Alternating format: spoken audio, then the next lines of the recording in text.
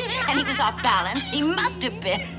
And then he landed flat in a huckleberry bush. It was awful, really. It was frightening. It was frightening. I think it's colored our whole lives.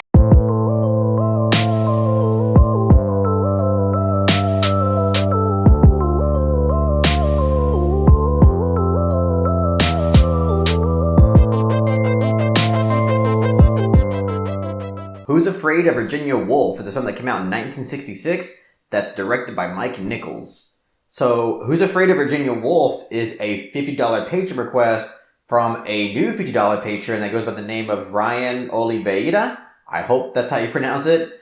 Really fun and awesome dude. He's been a blast to hang out with in the Discord chat.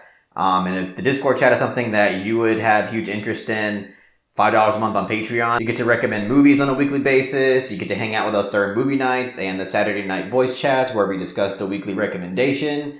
It's a whole lot of fun, and I promise you won't regret it. And also, happy Thanksgiving to everyone out there. I sincerely hope that everyone's Thanksgiving is filled with intense and heated political debates that will further destroy your family relationships. But anyways, Who's Afraid of Virginia Woolf is a film that I have never heard of until Ryan brought it up to me.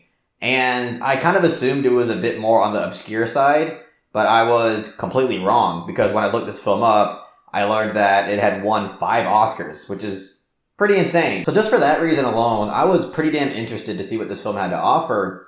And after watching the film, I gotta say there's a nice handful of things about this film that really impressed me. I can definitely see why this film won a lot of awards. And the thing that honestly, the biggest compliment I could really give this film is that its depiction of a married couple is one of the best that I've ever seen on screen. And that's huge thanks to the screenwriting, the directing, and especially the acting. Elizabeth Taylor in this film gives such a convincing and demanding performance. It's just, there's not a single moment in this film where she's expected to let the foot off the gas. This entire film demands her to always be at 100. Off the top of my head, I can't remember anything that I've really seen her in, but seeing her from this film alone just lets me know that she was a very talented person. Richard Burton is also in this film, and he's a guy that plays her husband, and he's also incredible in this film. Again, from pretty much those two main characters, and also the couple that comes in later in this film, it really expects everybody to be on their A game when it comes to acting. Really, all the actors that gave a performance in this film really knocked it out of the park. It's just that the older married couple are definitely standouts because this film and the screenplay itself really demands a lot from them. And speaking of the screenplay, I think the screenplay, and this is tough because again, the acting and the directing is pretty damn good, but the screenplay in terms of how all the dialogue is written is on a whole other level. It's seriously impressive stuff, and just the banter that's written that goes back and forth between everybody is just really well thought out, really well realized, because there's a lot of aspects of the dialogue where certain elements, certain character elements and certain phrases and dialogue pieces kind of get brought up again throughout the entire film, and each time these things get brought up again, it kind of gets recontextualized and serves new meanings to them. And to be able to write a screenplay that basically only takes place in 2 locations, which is a house and a bar, and have the vast majority of the dialogue be compelling and entertaining, is a huge achievement of itself. So huge credit to the screenwriter Ernest Lehman, because I think the screenplay is a huge element to why this film is so effective. Because it's just the way that the dialogue is written, the way the characters are written, and the way that these characters are portrayed by the actors and the way the lines are all delivered.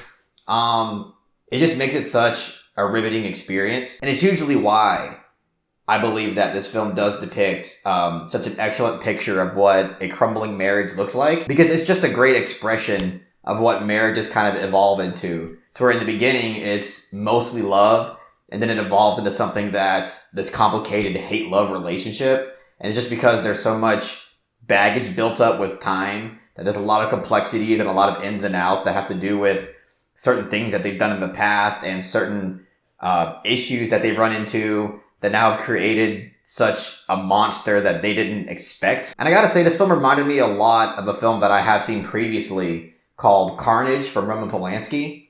And obviously Carnage is a much newer film. It came out in the 2010s, I believe.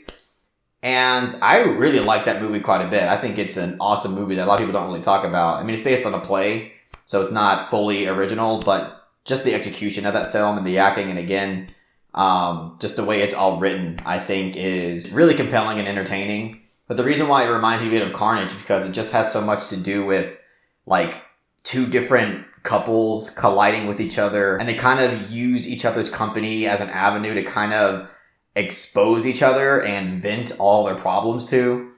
And when you get this kind of clash in Who's Afraid of Virginia Woolf, it just devolves into something that is so off the rails. And that is why it does remind me a bit of Carnage, because Carnage does go in that similar route, except I will have to say, it's not as theatrical as Who's Afraid of Virginia Woolf, and it's also not nearly as long.